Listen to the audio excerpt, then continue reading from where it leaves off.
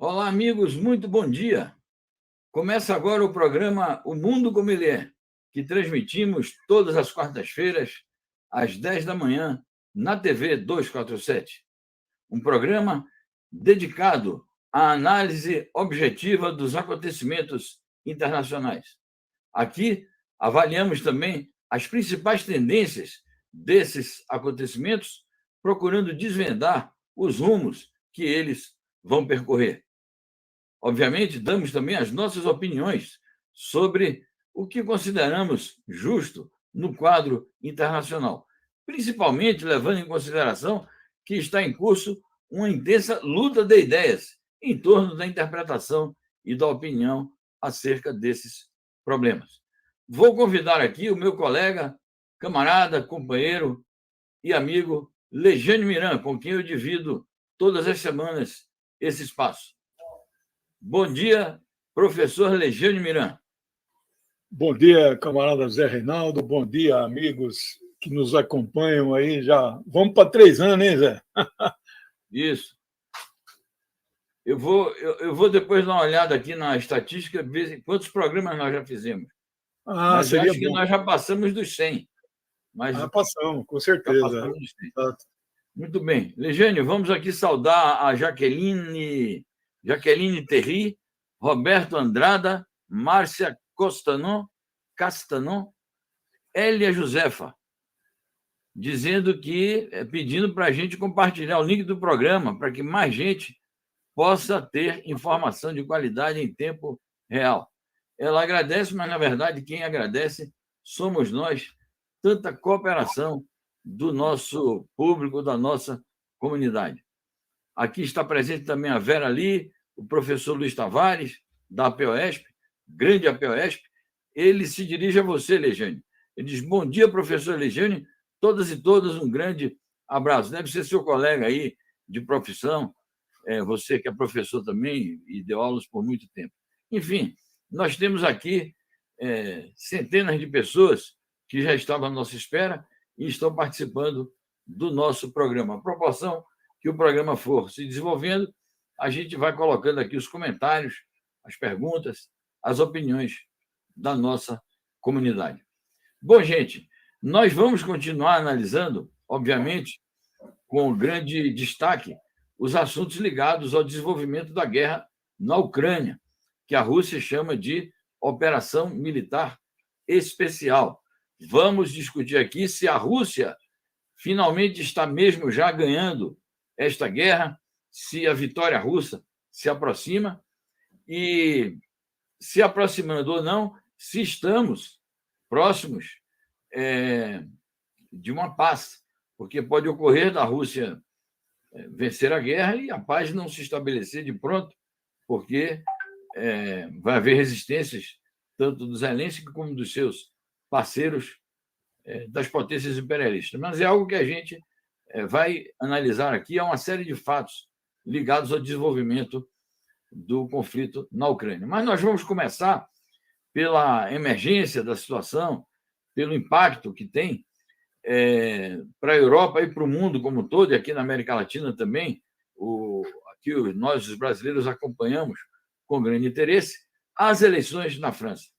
A França realizou, no último domingo, o primeiro turno das eleições presidenciais e foram classificados para o segundo turno o atual presidente da República, Emmanuel Macron, e a representante de um dos partidos da extrema-direita, chamada Frente Nacional, com a candidatura da Marine Le Pen, a terceira vez que ela vai competir, que ela compete nas eleições presidenciais, e é a segunda vez que nós temos um segundo turno que envolve a Marine Le Pen e o presidente Emmanuel Macron. Em 2017, quando ele foi eleito pela primeira vez, ele enfrentou a Marine Le Pen no segundo turno.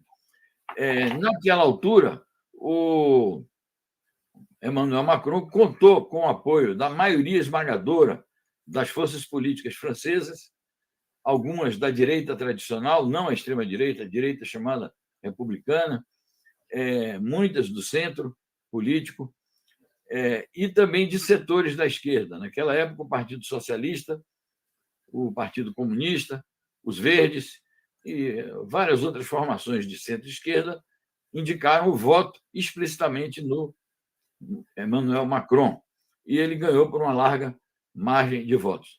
Desta vez, nós temos um cenário com algumas peculiaridades, algumas diferenças.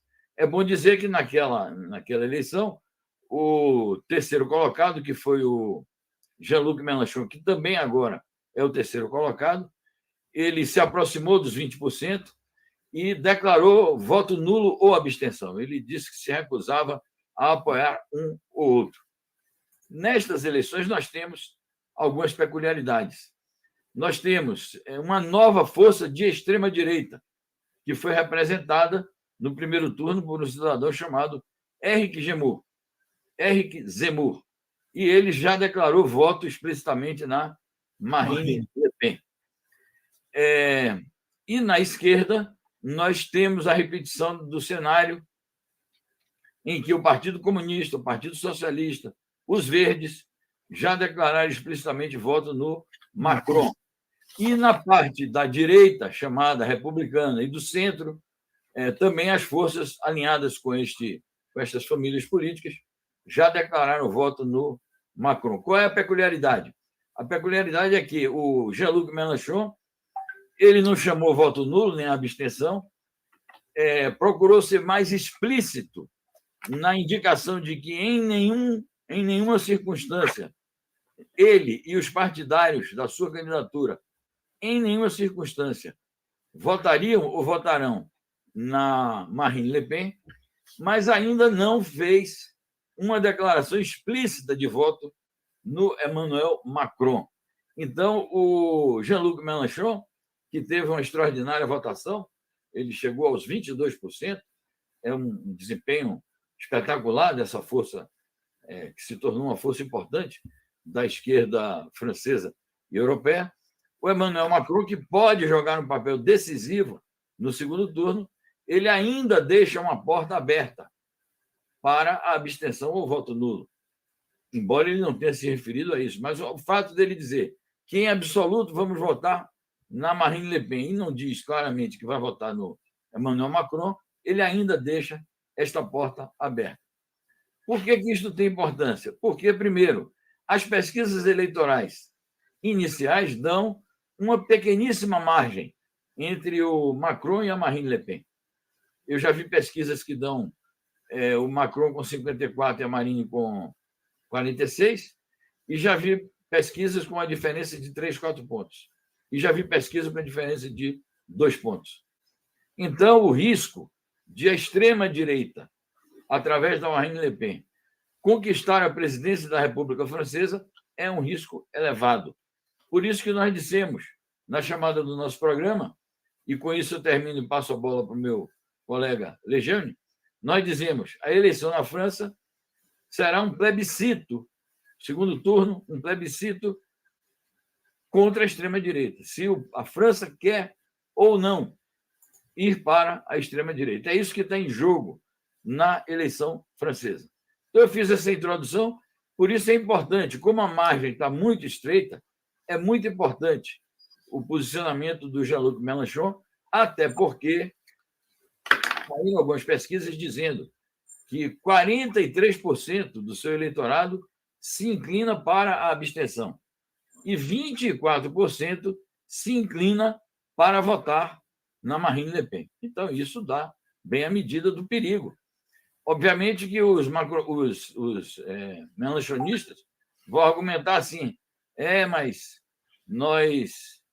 nós não podemos declarar o voto do Macron, porque, olha aí, tem muita gente na nossa base que é contra o Macron, porque o Macron é de direita, o Macron fez a reforma da Previdência, o Macron é da OTAN, e uma série de outras coisas que são verdadeiras, né? Nós não somos macronistas, ao contrário, somos críticos a ele, mas a gente, ao pôr esse título, já adverte para essa disjuntiva muito tensa que o povo francês vai enfrentar nos próximos 10 dias, porque, afinal, a eleição do segundo turno é no dia 24 de abril, está muito próximo, daqui exatamente 11 dias. Então, eu fiz essa introdução para dar assim, um quadro geral, mas o Legione vai analisar de maneira mais particularizada o cenário que emergiu do primeiro turno e, obviamente, fazer as suas projeções e dar as suas opiniões sobre o segundo turno. Então, Legione, muitíssimo obrigado pela presença. É com você. Obrigado, Zé. Essa introdução aí me poupa, me sobra tempo para... porque você já disse muita coisa aí, é essencial. O resultado, Zé, foi um resultado apertado, não é? No sentido da disputa do segundo lugar, coisa que aqui no Brasil pode achar o candidato que for da tal terceira via, eles não conseguem uma vaga no segundo turno para derrotar o inominável, né? Ali, o 22 a 23,4 foi 1,4 de diferença. Então, aconteceu ali um fenômeno parecido com o que aconteceu no Equador e no Peru. Nós registramos aqui uma atomização, é o termo que você usou na época, pulverização, uma grande divisão. Foram 7 candidatos do chamado campo progressista, não vamos nem colocar de esquerda, né? Agora, particularmente os que você mencionou, verdes, comunistas e socialistas, da Ana Hidalgo, prefeita de Paris, esses, se tivessem coligado com o Mélenchon, ele sairia em primeiro lugar e Macron ficaria em segundo. Nós teríamos, então, uma realidade completamente diferente que nós estamos vivendo hoje. Bom, agora, a realidade é essa. Nós não escolhemos o segundo turno e o segundo turno vai ser o mesmo de 2017. Acontece, Zé, que o mundo mudou de lá para cá. A direita cresceu no mundo. Lembra que em 2017, em janeiro daquele ano, a eleição foi em abril na França, tomou posse o Donald Trump, né? Que muita gente até hoje acha, será que ele não seria melhor se ele talvez até nem fizesse chegar à guerra, mas é uma questão central, é o fortalecimento da corrente neofascista mundial, que o Trump representa, o Netanyahu representa, o fascista aqui do Brasil representa, e a Marine Le Pen sempre representou. Ela fez um adornamento, né? Como diz o Breno, ela tomou um banho de loja, etc. Tá mais o discurso dela não é xenofóbico mais, etc. Né? Bom, mas é uma neofascista. Acontece, e isso eu analiso igual do Brasil, antes de existir esse inominável aqui, o PSL dele, quais os partidos que nós colocávamos mais no campo da extrema-direita? O DEM, o PSDB. Quando chega o neofascismo, no espectro político, faz esses partidos migrarem não ao centro, mas para um pouco menos do que a chamada extrema-direita. Então, este é um fenômeno igualzinho na França. O Zemmour, um neofascista assim, mais radical, contra a imigração, etc., ele ocupou um espaço, foi derrotado fragorosamente, 7%, já declarou voto, como você disse, a Marie Le Pen. Agora, vai ser duro, viu, Zé? O segundo, eu fui pesquisar, em 2017, toda a esquerda mais consequente declarou voto no Macron, mas não era para governar com ele, era para derrotar a Marine. Você sabe o resultado? É bom a gente sempre pesquisar, né? Macron teve 67% a 33%. Agora, a pesquisa que foi feita na segunda-feira deu 8 pontos de diferença. Mas 8 pontos não são 8 pontos, são 4. Né? Se tira 4 do Macron e ela ganha 4, empatou a eleição, vai ganhar por um voto. Então, o cenário é um cenário difícil. Eu, pessoalmente, tenho feito estudos, projeções, mas é prognóstico, não é, né? Não tem uma base científica. Mas eu acho que o Macron ganha com essa margem apertada de 4% a 8%. Agora, depois a gente vai voltar a uma segunda rodada, né? As consequências, desdobramentos, que Macron é esse que vai emergir agora até o segundo turno. Muito bem, Legiane. boas reflexões. Eu quero dizer o seguinte, que há uma troca de acusações ainda dentro da própria esquerda francesa sobre de quem seria a responsabilidade por esta fragmentação. Bom, é um assunto que cabe à esquerda francesa resolver, dirimir as suas dúvidas, as suas querelas. Teremos eleições parlamentares daqui a pouco, no mês de junho, no dia, salvo engano, dia 12 e 19 de junho, porque lá também as eleições parlamentares são em 2 turnos, lá a votação é diferente daqui, não é o voto proporcional, é voto majoritário por distrito, de maneira que as eleições lá parlamentares têm 2 turnos, e certamente que a esquerda vai precisar sentar em volta de uma mesa a discutir se ela tem condições de se apresentar de maneira coligada ou vai se apresentar de maneira dispersa, ou mesmo que se apresente de maneira mais dispersa, mas já que se faça um acordo visando ao segundo turno, porque vai haver muitos distritos em que se a esquerda não se unir, quem vai levar aquele deputado daquele distrito será a direita ou a centro-direita. Mas, e, portanto, cabe à esquerda francesa, a todos os setores que a compõem, que é uma esquerda muito diversificada, dirimir essas dúvidas e resolver essas contradições. Mas isso não é algo, porque a versão que aparece é muito simplista. Mas se o PC tivesse apoiado, tivesse renunciado na última hora, se o PS tivesse renunciado na última hora, o Mélenchon teria ganho. Isso é análise simplista. O quadro evolutivo da campanha eleitoral francesa não mostrava essa perspectiva. O que definiu essa votação espetacular, e está de parabéns o Mélenchon de tê-la obtido, o que definiu foi uma campanha intensa, intensíssima, de voto útil nos últimos dias da eleição. Mas as origens da fragmentação não foi nem a intolerância do PC, nem a intolerância do PS vis-à-vis o partido ou a candidatura do Macron. Isso tem raízes mais profundas, remontam mesmo ao segundo turno de 2017, porque naquela eleição o Partido Comunista marchou junto com o Macron, e quando o Partido Comunista anunciou, com o Mélenchon, o Partido Comunista marchou com o Mélenchon no primeiro turno de 17, e quando se tratou de anunciar o voto no segundo turno, houve um grande racha, e as palavras que o Mélenchon endereçou ao Partido Comunista não foram nada, digamos assim, civilizadas do ponto de vista político e ideológico. Não quero falar aqui da civilidade em termos de posição moral de cada um.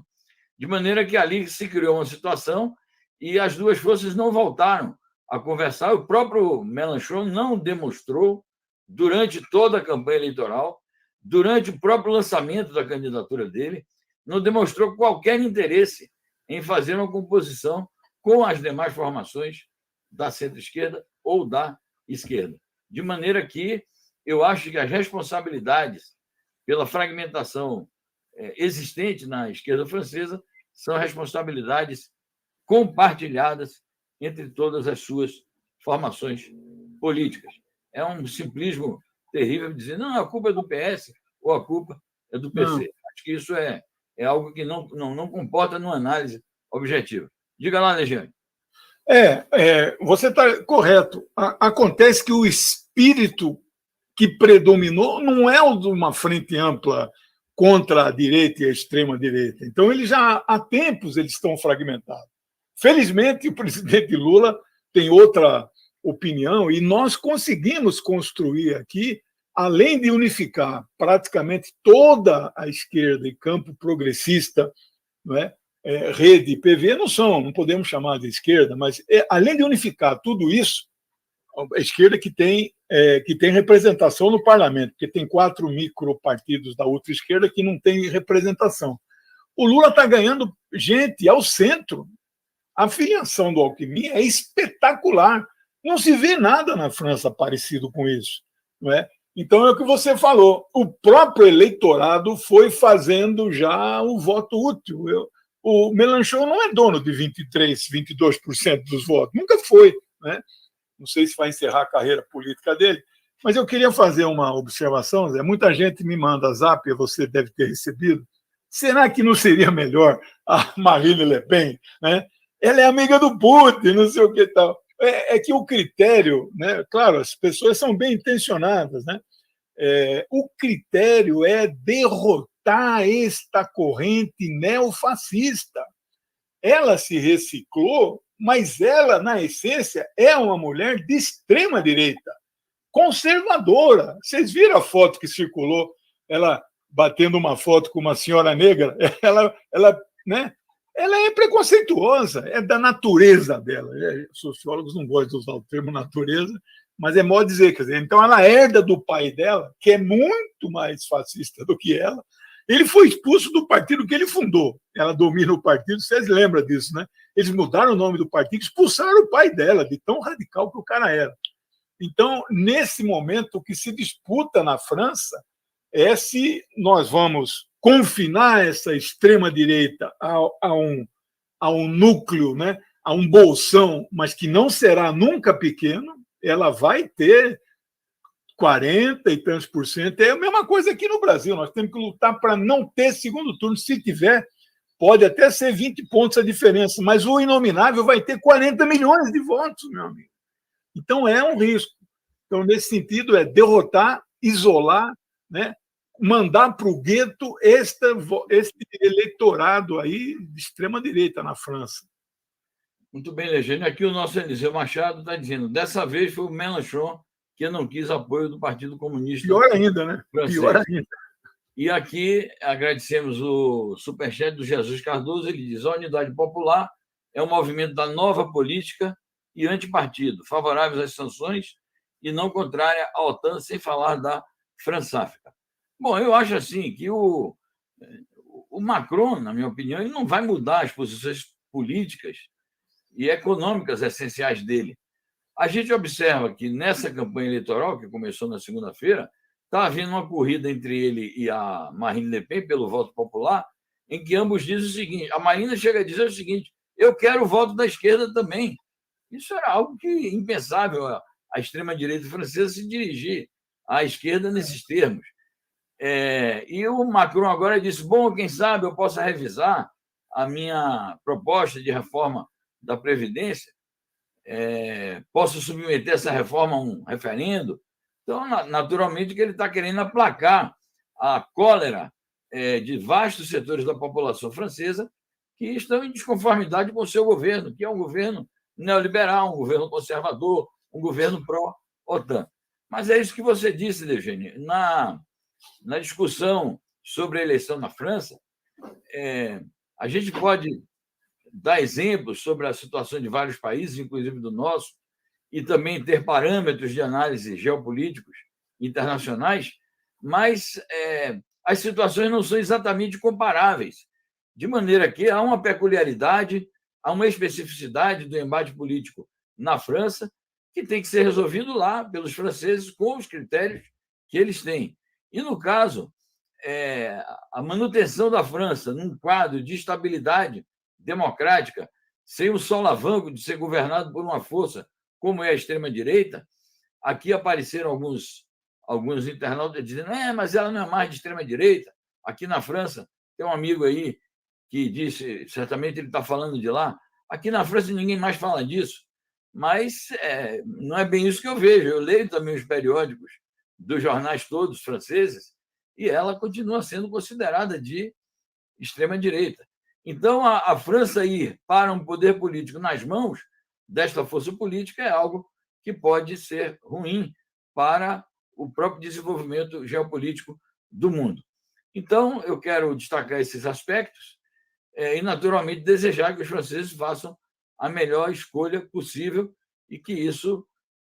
Ontem, por exemplo, o Celso Amorim deu uma entrevista aqui dizendo para o Brasil, sob o governo do Lula, será muito melhor um relacionamento com o Macron, porque representa, de alguma maneira, a estabilidade, digamos, democrática, a estabilidade centrista, digamos assim. Mas são situações que a gente deve observar como elas vão se desenvolver na realidade local. Bom, é isso que eu tinha a dizer assim, sobre o cenário francês. Por favor, Ligiane. É uma rápida. Passou aí uma pergunta da Olívia, e ela está certa. Nós podemos fazer uma comparação, digamos, a Le Pen igual ao Trump, está para o Trump, assim como o Macron está para o Biden. Ou seja, nenhum deles é. O Macron não é um homem progressista. Agora, eu li, Zé, o programa dos dois, a síntese, né? Não sei o programa completo, o tamanho. A questão que mais me chamou a atenção, o Macron defendeu o aumento da idade mínima para aposentar durante a campanha, de 62 para 65. E a Marine Le Pen defendeu diminuir para 60. Não é? Agora, ele percebeu, eu estranhei isso, ninguém propõe 3 anos a mais de trabalho e tem... A votação que ele teve nesse primeiro turno foi bem diferente do que foi em 2017. Então, acho que ele vai fazer, já começou esse debate, eu acho que ele não vai implantar esta proposta de, talvez até seja sensível, né, sinalize à esquerda, uma redução, né? Porque é isso. Muito bem. Aqui nós temos o superchat do Marco Roba, perguntando quem é que orienta Lula nas decisões políticas, alianças, etc. Bom, o Lula pertence a um partido político, que é o Partido dos Trabalhadores, ele próprio tem seus critérios de análise, ele é um líder político. Ao mesmo tempo, a candidatura do Lula pertence a um conjunto de forças políticas aliadas, então, certamente que a pré-candidatura dele tem instâncias políticas de deliberação, e o próprio Lula tem os seus critérios. Então, a gente agradece o superchat, mas é algo que nós não temos exatamente conhecimento de quem toma as decisões ou quem orienta o presidente Lula. Bom, o Zé Ricardo Martins, ele diz aqui, ele está insistindo nessa tese. Zé Reinaldo, qual a mídia francesa coloca Le Pen como extrema... Não extrema esquerda, amigo. Extrema direita. Nunca ninguém aqui falou que a Marine Le Pen fosse da extrema esquerda. Ele diz, qual a mídia francesa coloca a Le Pen como extrema esquerda? Nenhum, acho que ninguém de sã consciência no mundo considera a Marine Le Pen de extrema esquerda. Nós temos dito aqui que ela é da extrema direita. Se por acaso a gente pronunciou por algum erro na locução, a gente pede desculpas, mas não me ocorre que eu tenha substituído. Não, você falou que ela quer o voto da esquerda. Ela quer o voto da esquerda. Claro. É isso. Voto não tem cor. Voto não tem cor. Estou fazendo essa ginástica política de pedir o voto da esquerda. Então, considero esclarecida a questão, mas que ela é da extrema-direita é que apareceu o Zemmour mais extremado do que ela. E ela fez um exercício de tentar se tornar palatável. Mas ela não renunciou às suas posições originais, essenciais. Vamos aguardar o desenvolvimento da situação. Agradecemos aqui a Nádia Prado Gomes, que está pedindo like, like, like, like. É isso aí, gente. Os likes são uma maneira de amplificar o nosso alcance. Bom, o Zé Ricardo está dizendo que foi lapso dele, ele quer dizer direita. Então, o Zé Ricardo, para ficar claro, e a gente agradece, Zé Ricardo, a sua participação. É muito bom ter internautas, ter membros da comunidade assim participativos como você. Ele está sustentando aqui a tese de que ninguém mais considera a Marine Le Pen de extrema-direita. Bom, eu respeito a tua opinião, Zé Ricardo, mas até onde eu entendo o quadro político francês e até onde eu acompanho a posição das forças políticas na França, eu acho que ela é considerada, sim, como extrema-direita, muito embora esteja fazendo essa maquiagem das suas posições políticas. Por exemplo, ela foi muito hábil na campanha em explorar o ponto fraco do governo atual, e esse ponto fraco que vai se mostrar ainda mais fraco, que é o problema do custo de vida, da inflação e do poder aquisitivo das massas. Ela explorou bem. Por que isso vai aumentar? Porque as sanções econômicas, e por isso que ela se pronunciou também contra as sanções econômicas dos Estados Unidos e da União Europeia e do próprio governo francês contra a Rússia, estão esbatendo na própria população francesa e, portanto, agravando a situação do padrão de vida das massas. Então, eu diria o seguinte, a Marine Le Pen está mais hábil, ela está se colocando de maneira mais palatável, no sistema político e no jogo eleitoral. Agora, eu não creio que isso vai representar uma mudança essencial na sua concepção política e ideológica como um expoente importante da extrema-direita francesa e europeia. Acontece que esse fenômeno novo foi o aparecimento de um cara de mais extrema-direita ainda, que é esse Éric Zemmour. Mas olha que ele prontamente, no primeiro momento, ele disse: eu estou com a Marina, no segundo turno. Bom, então era isso, a gente agradece muito. E aqui a Maria está dizendo: se eu fosse proletária na França, eu votaria na Le Pen. Tem muita gente lá nas classes trabalhadoras francesas que pensam assim. Então, isso mostra a peculiaridade da situação francesa. Não somos nós que vamos dar aqui a tirar da manga uma carta.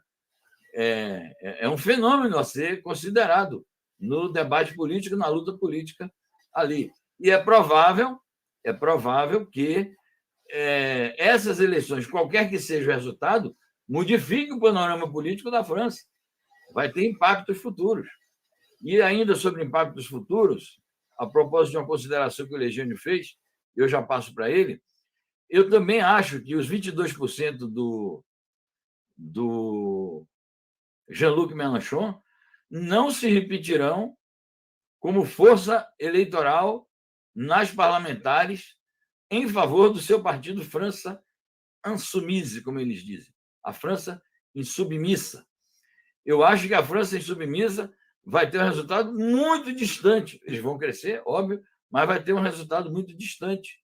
E também o PC e o PS não vão ficar apenas nos, respectivamente, 2,3% e 1,7%, porque as eleições parlamentares dependem muito de implantação local.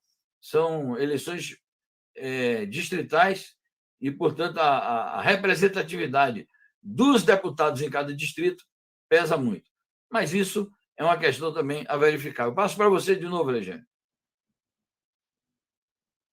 Então, eu acho que está bem debatido aí a questão francesa, e se a gente fosse para a Rússia, é ali pertinho, né? Muito bem. Aqui um internauta que se intitula como Pensamento do Dia. Uma parte da esquerda nacionalista operária vai para a Le Pen, já que ela prometeu a saída da França da OTAN. Ela não está mais defendendo a saída da França da OTAN. Ela mudou de posição. Exatamente. A Marine Le Pen, antigamente, ela era contra o euro e a União Europeia. Depois já mudou o discurso e a prática. Isso. Então, essas coisas têm muito caráter mesmo eleitoreiro. Mas vamos adiante. Vamos passar da França para a Rússia e Ucrânia, Legiane? Isso, o conflito lá. Tem muita notícia. Muito bem. Então, nós temos muita notícia. Eu já vou jogar para você essas duas perguntas, Legiane. Primeiro, descrevendo o quadro atual da batalha, eu pergunto: a Rússia está próxima da vitória? E associada a essa pergunta, estando ou não próxima da vitória, isso representará a diminuição das tensões? Ou nós entraremos numa nova etapa de uma guerra híbrida em caráter mundial, como um dos nossos internautas falou aqui? Nós estamos vivendo a primeira guerra híbrida mundial. Então, são perguntas que a gente percebe que fazem parte das preocupações do nosso público. Se a Rússia está próxima da vitória e, caso afirmativo, se isso representará uma paz e uma estabilidade na Europa do Leste. É com você, mestre. Eu vou compartilhar aqui, talvez, notícias.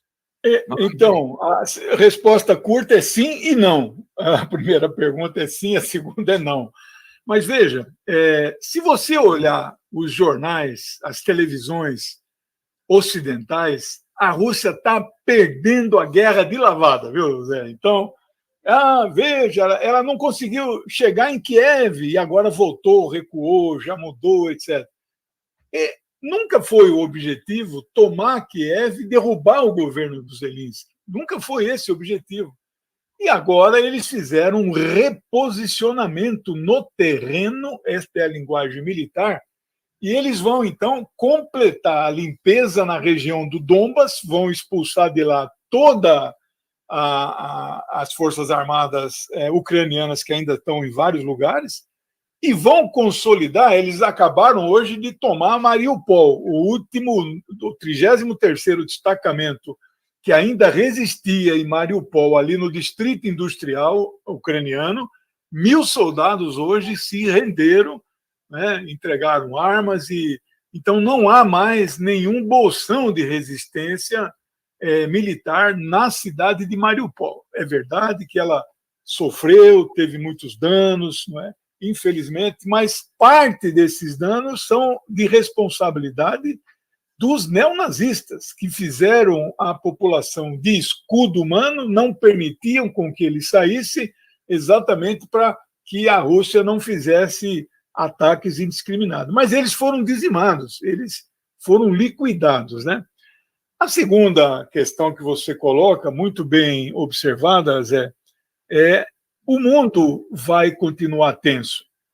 Nós fizemos uma análise que o que se trava neste conflito Rússia-Ucrânia é a consolidação ou não de uma nova ordem multipolar. Aí o Putin vem ontem, é bom quando a gente, né, tem identidade, ele vem e diz assim, o que nós estamos vivendo hoje é a questão do mundo multipolar. E os Estados Unidos não vão largar o osso, não querem deixar de ser, se não hegemônico, mas a principal potência. Eles não podem ser superados, como estão sendo pela China em muitos aspectos e pela Rússia no aspecto militar. Eles já dominam tecnologia que os Estados Unidos não têm. Então o mundo vai continuar tendo. Você viu o pacote de armas que o Biden aprovou ontem? A União Europeia tinha aprovado 500 milhões de euros. O Biden aprovou 3,5 bilhões de dólares em armamento. Ou seja, a paz está completamente fora da pauta da União Europeia e dos Estados Unidos. Porque quem quer a paz não envia mais soldados. Não envia mais, soldados eles não estão enviando, não envia armas. E a questão das negociações, aquelas conversas diplomáticas, saíram do cenário, você já viu, né? Ninguém mais fala em negociação, né?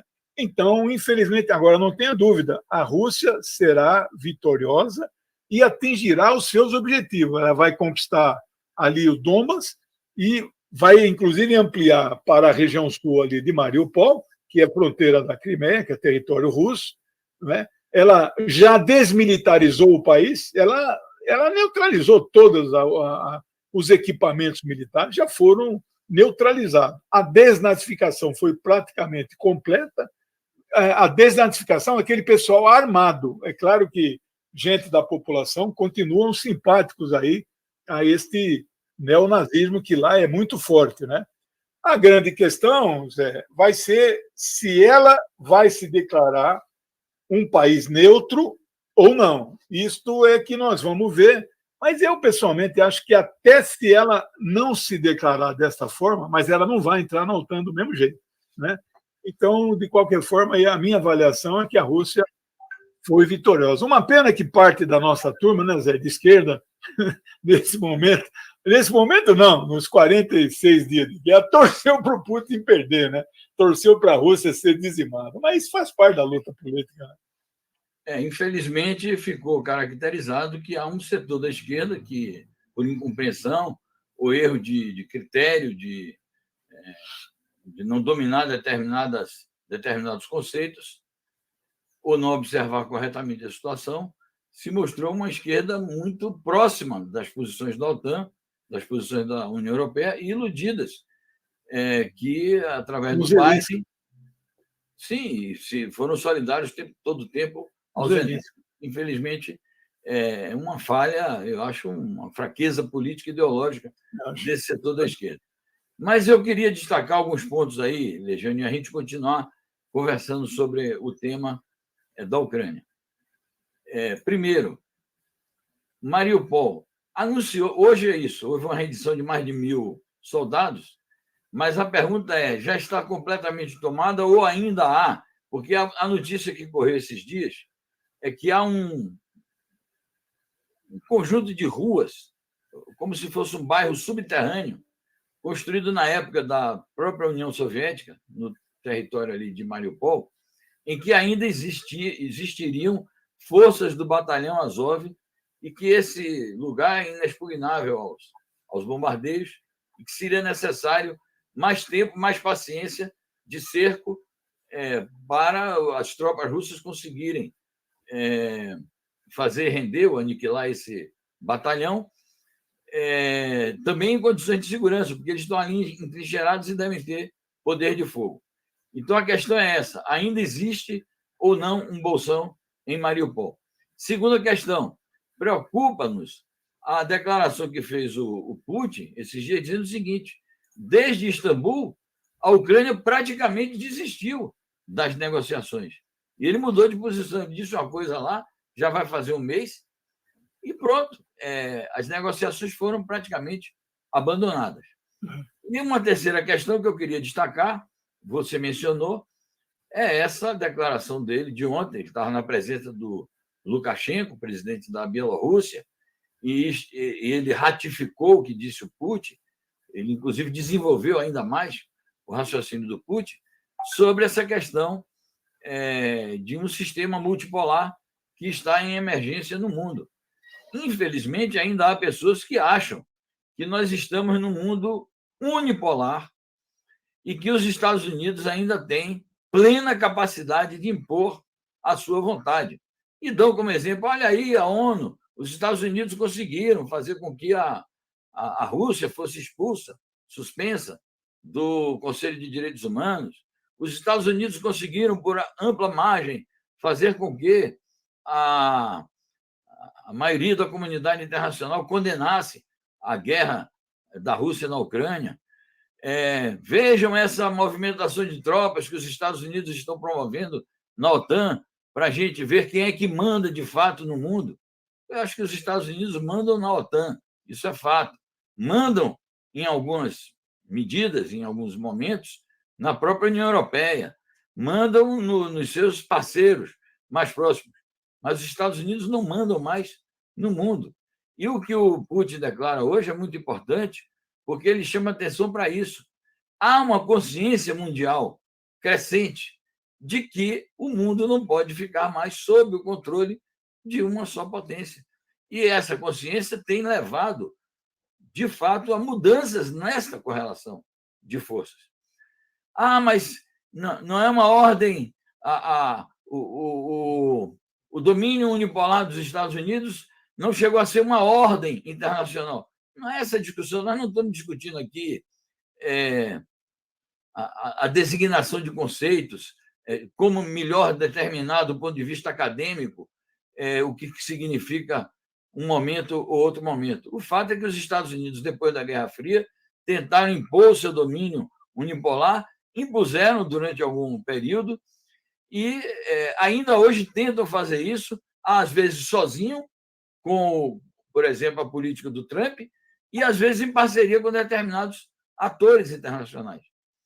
E é exatamente isso que está acabando. O domínio dos Estados Unidos, seja sozinho, seja em parceria com a Alemanha, com a França e com outros países da União Europeia, este momento também está passando no mundo. É isso que muitos não querem compreender, não sei exatamente por que razão, porque prefeririam um mundo ainda sob o comando dos democratas ocidentais, dos chamados multilateralistas, que foram os criadores da ONU. Eu não consigo alcançar quais são as verdadeiras intenções daqueles que negam peremptoriamente que nós estamos entrando numa nova fase do mundo. Então, eu destaco isso. Devolvo para você, Legênio, pedindo também que você comente essa troca de acusações bastante intensa em torno do uso eventual de armas químicas e biológicas. A Rússia hoje foi para cima dizendo o seguinte: o Zelensky está preparando um ataque de armas químicas no Donbass. A pergunta é se isto é para realizar mesmo um ataque de armas químicas como demonstração de força ou se é para fazer mais uma farsa, como ele fez a farsa de Bucha e como ele fez a farsa da explosão de uma bomba na estação de trem, lá também na região do Donbass. Isso é muito importante, porque nós podemos entrar numa fase aí da guerra de desespero, de vale tudo da parte do governo do Zelensky. É isso. A guerra vai longe, né? Nós dissemos isso o tempo todo, porque não se quer a paz, e é uma guerra por procuração. Não é? A Rússia não entra em confronto direto com os Estados Unidos, com a União Europeia. É um confronto indireto. Nós já vivemos isso na Guerra da Coreia, em 54, no Vietnã, de 62 a 75. As potências nunca se enfrentaram diretamente. Né? Bom, eu acho que eles estão preparando uma nova cena. Eles vão fazer um novo teatro e vão acusar a Rússia de eles ter feito. É o chamado false flag, né? Falsa bandeira. Na Síria, você lembra, né? Um ataque químico lá, acusaram o governo do Dr. Bashar, mas e aí se provou que quem fez isso foram aquela ONG chamada Capacetes Brancos, né? White Helmets, né? Que é um braço da CIA ali no Oriente Médio, né? Mas tem duas coisas que eu queria agregar aqui. A primeira, eu vou fazer um programa hoje à noite, no meu canal, pequenininho, mas aí a gente tem sempre um espaço.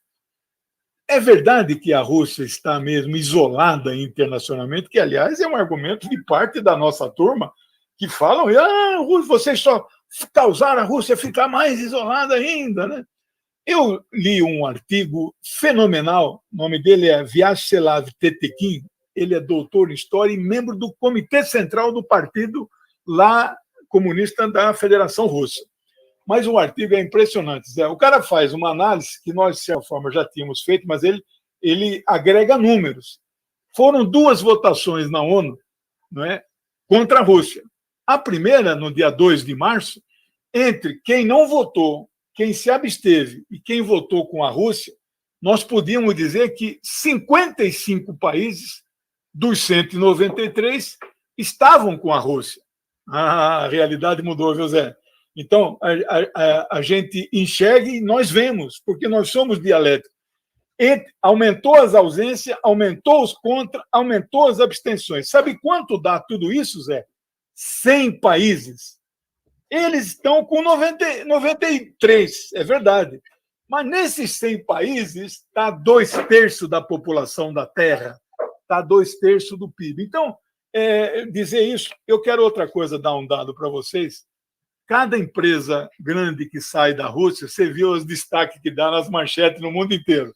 Eles não disseram quais empresas ficaram na Rússia. Eu vou ler só algumas aqui, ó.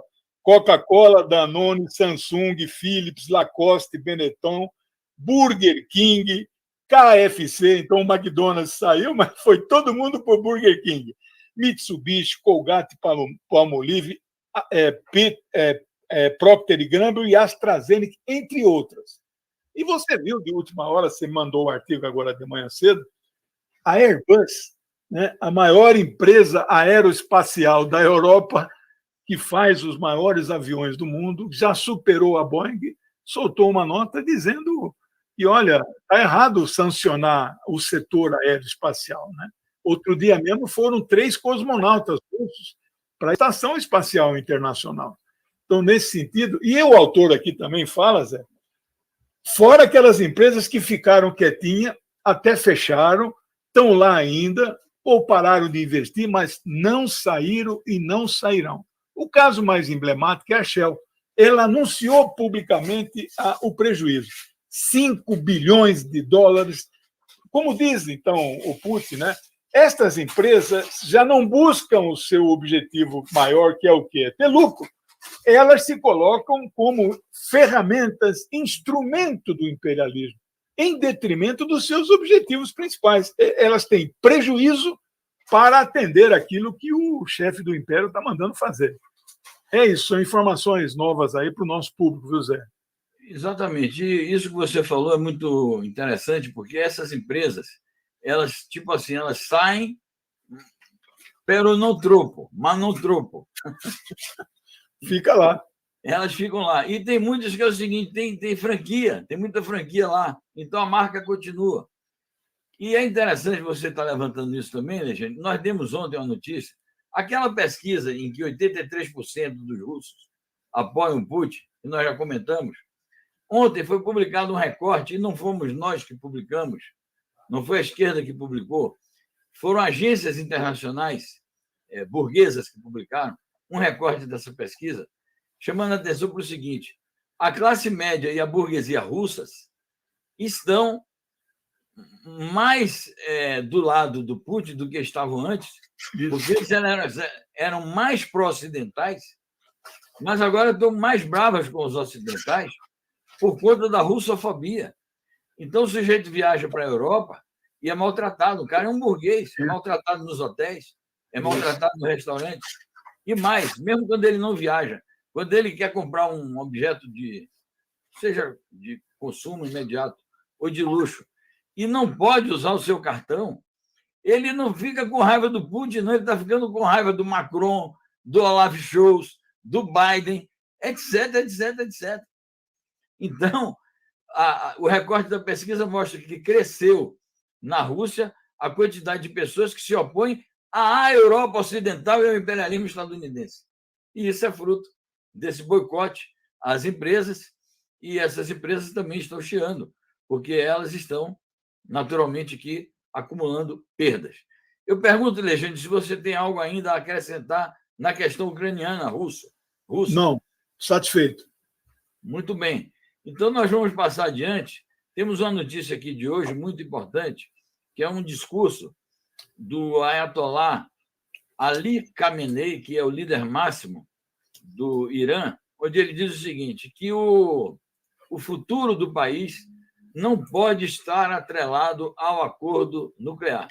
Nós já comentamos aqui várias vezes que foi dado um passo gigantesco rumo à solução deste problema no ano de 2015, quando os 5 países membros do Conselho de Segurança da ONU, mais a Alemanha, assinaram um acordo nuclear com o Irã. 3 anos depois, o Donald Trump disse: eu me retiro desse acordo, porque o Obama tinha assinado o acordo. E era um acordo positivo. Esse acordo rezava que o Irã tinha que diminuir o teor de enriquecimento de urânio nas suas pesquisas nucleares, reafirmando que não tinha intenção de fabricar uma bomba nuclear. Em contrapartida, os países ocidentais e a própria ONU, o próprio Conselho de Segurança da ONU, levantariam as sanções, brutais sanções econômicas contra o Irã. Na medida que o Trump se retira do acordo, o acordo desaparece e as sanções permanecem. Seguiram-se negociações intermináveis, agora são negociações chamadas indiretas, porque como os Estados Unidos estão fora, são negociações indiretas, mas as informações chegam a eles, eles mandam os seus recados também. Então, o Irã está dizendo o seguinte: vamos tocar a nossa vida. Nós queremos o acordo. Vamos continuar negociando. Mas se o acordo não vem, não é por isso que nós vamos parar o país. Então, introduzir assim para dar assim, o sentido da declaração do Khamenei, mas eu queria ver o seu comentário sobre as perspectivas de que se chegue até a esse objetivo tão esperado, que é o levantamento das sanções contra o Irã. O Irã apostou, como eu também, e todos os analistas internacionais diziam que assim que o Biden tomasse posse, ele ia voltar à situação de Cuba no patamar que Obama deixou. E iria voltar ao acordo nuclear com o Irã, porque foi feito pelo presidente onde ele era vice. Ele não fez nada disso. Mas o Irã, com uma paciência que não é a milenar chinesa, a paciência dos chineses é muito maior, mas o Irã esperou um ano e pouco, eles já aumentaram o enriquecimento do urânio a 20%. Por quê? Isso não faz a bomba, isso aí é só para gerar energia. O acordo falava em 3,96, mas as potências signatárias do acordo forneceriam o urânio enriquecido a 20%. Elas pararam de fornecer, então aí o Irã fez. E é o que você falou, a conclusão que o Ayatollah, o líder espiritual, é uma espécie, na verdade, Zé, ali funciona ele como se fosse o presidente e o presidente é como se fosse o primeiro-ministro. Ele tem responsabilidade sobre a Guarda Revolucionária, sobre a política externa, Forças Armadas, e o presidente só administra mesmo o dia a dia ali, né? Eu demorei para entender isso. Então, ele não é só um líder espiritual, ele tem um poder grande sobre sobre o Irã. E aí ele chega a essa conclusão, né? Deixaram a paciência de lado, vamos tocar a vida, esquece esse acordo. O país está funcionando, o enriquecimento está tranquilo, nós não vamos fazer a bomba, por que vai gastar energia com isso? E quando você falou negociações indiretas, é indireta, mas eles ficam na sala do lado, viu, Zé? Não é assim uma coisa. Eles vão para lá, acho que é Suécia, Noruega, né? Viena. Então, eles estão na sala do lado, é rápido o negócio ali. É surreal, né? Os Estados Unidos saem do acordo, mas ficam na sala do lado. É isso. Muito bem. Bom, Legênio, nós estamos no Irã, vamos falar aqui da Ásia Central. Houve um golpe lá no Paquistão, né? Sim. Como é que é essa história? Não, então, nós temos que estudar, viu, Zé? Porque esse Imran Khan é um cara, não sei se vocês conhecem aí, acho que os internautas. Ele era o maior jogador de cricket lá na Inglaterra. É um homem ocidental, fala o inglês fluente, igual o Dr. Bashar na Síria. Ele fez medicina em Londres, né? O cricket é aquele jogo de cavalo, que é um jogo de absolute elite. Golfe, você não precisa ter o cavalo, né? O cricket sem o cavalo, né?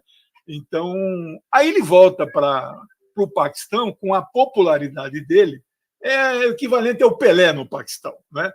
Ele se elege primeiro-ministro e, de uns 3, 4 meses para cá, acusa uma possível revolução colorida para derrubá-lo e aponta o dedo para os Estados Unidos. Então, ele diz claramente, não é, que havia um movimento golpista que visaria derrubá-lo. E isto se concretizou. Ele foi destituído, lá é parlamentarismo, não pode dizer que é golpe, ele perdeu confiança no parlamento, mas ele tinha maioria. Então, esta mudança de opinião, de sentimento, né, dentro do parlamento se deveu a estas manifestações que ele diz que tem, então, o dedo de fora, e aí acabou sensibilizando e uma boa parte da base dele mudou para o outro lado. Foi uma coisa parecida com a Dilma, né? Ela tinha uma maioria tranquila para barrar o impeachment e não conseguiu.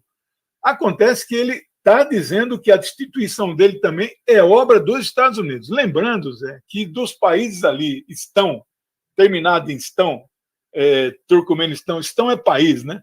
É o Paquistão o que tem mais projetos chineses da chamada Rota da Seda. Não é? O Afeganistão não, é do lado, é vizinho. Então, e aí você me deu essa notícia de manhã, né? A China já saudou a posse do novo governo, né? Então nós temos que estudar um pouco mais o que está acontecendo ali. Não se trata de ficar solidário a ele, né? Mas se trata de prestar atenção no que ele está dizendo. Ele disse que tinham mais pessoas em defesa dele do que pessoas contra ele nas manifestações. Vamos acompanhar, Zé. Exato. Bom, é lembrar que o Paquistão é um país nuclearizado e a aliança com a China é uma aliança de muitos anos, muitas décadas. Bom, temos ainda um minuto final, quase 2 minutos aqui, mas a gente pode passar um pouquinho. Hoje estão se realizando grandes manifestações na Venezuela, porque há 20 anos, nesta data, fracassou o golpe de Estado contra o Hugo Chávez. Eles prenderam o Chávez no dia 11 e o Hugo Chávez voltou ao poder no dia 13 nos braços do povo e do setor revolucionário e bolivariano das Forças Armadas venezuelanas.